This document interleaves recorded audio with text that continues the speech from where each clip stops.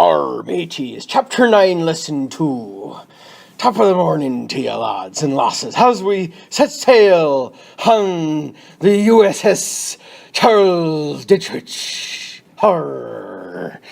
Indeed, in this chapter we be talking about the Great Depression. Arr.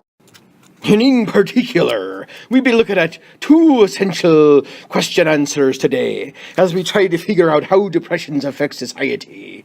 We'll be talking about hopelessness and how hopelessness impacts a people and how coming out of that hopelessness you need to connect with others, feeling like you can escape from your dreary dead world. And the world is truly a dreary and deadly thing in 1930 as the Depression worsens underneath President Hoover. So what we're looking at here as hopelessness sets in is that really America is reeling from one crisis to another, to another, to another.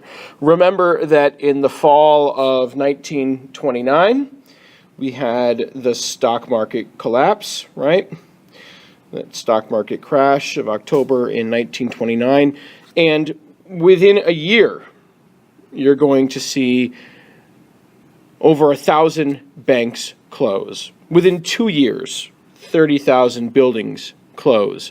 Within 3 years, 25% of Americans are without a job.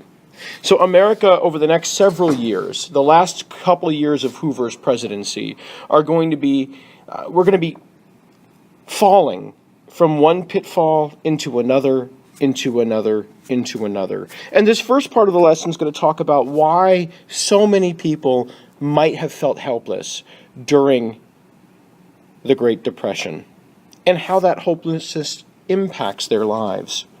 For example, when you are jobless for years on end, in America in the 1930s, there's no welfare. There's no anything like that, right? We think about the things we have now to help people. If you're jobless and poor, or even if you're just poor, not even jobless, you have Medicaid for health insurance. There is welfare, a monthly income to help you try and get by. There is housing assistance so that you can hopefully find some cheaper or more affordable housing. There is free or reduced lunch if you need to take advantage of that. There is unemployment insurance, which is a weekly check that you can get if you are unemployed or if you've lost your job. And there are many, many, many other programs like this to help people survive in the modern world if they lose their job. But in the 1920s, and the 1930s, those things don't exist. So when you end up jobless, there's no one to go to. There's no one to ask for help in the federal government or even the state government. You know, when you have three options, for example, for food when you're jobless, right? You can stand in a bread line, which is what all these people over here on the left are doing, standing in a bread line for free food. You can line up outside a soup kitchen that a private group might set up, like a church or something like that. Or you go hungry. I mean, those are your options for most Americans, not most, but at least 25% of Americans at the time. And understand here that the Americans that we're talking about, the people that we're talking about here, they're in crisis, right? First, it's the job, right? They lose the job.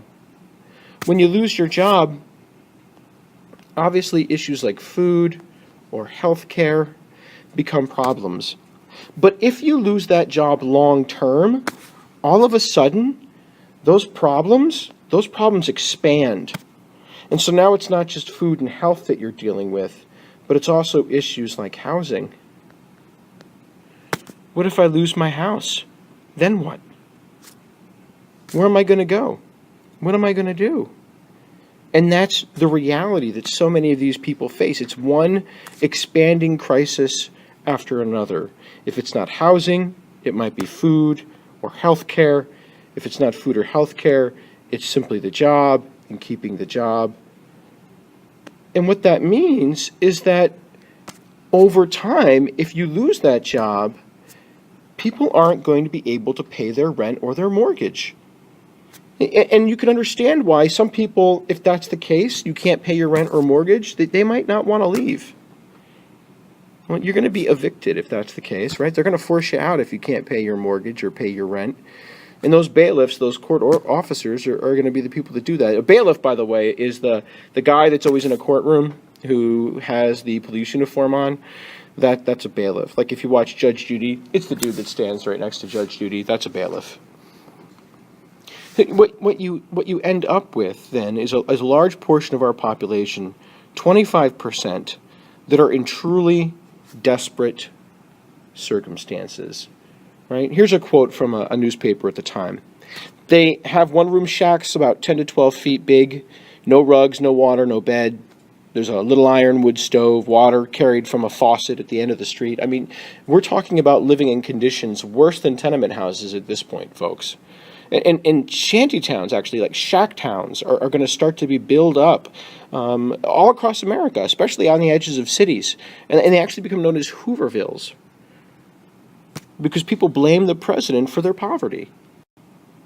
And take a look at some of these images there that I've called up on Google Images of Hoovervilles. It's a great example. I like this image that you can see right here, especially because if you look at it, right, you can see in the background, right, you can see cityscapes in the background here.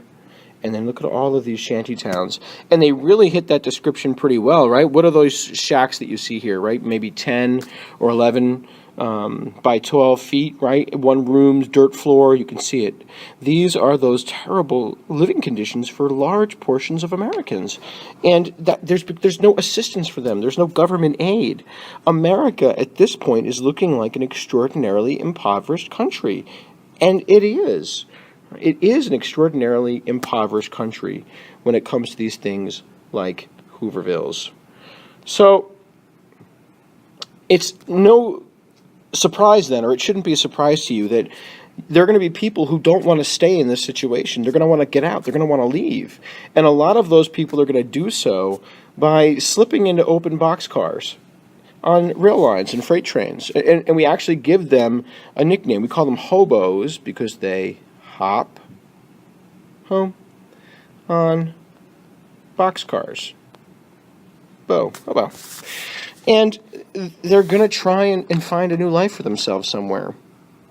And I don't want you to think that this is just white America as well. This kind of hopelessness will set in on ethnic minorities as well.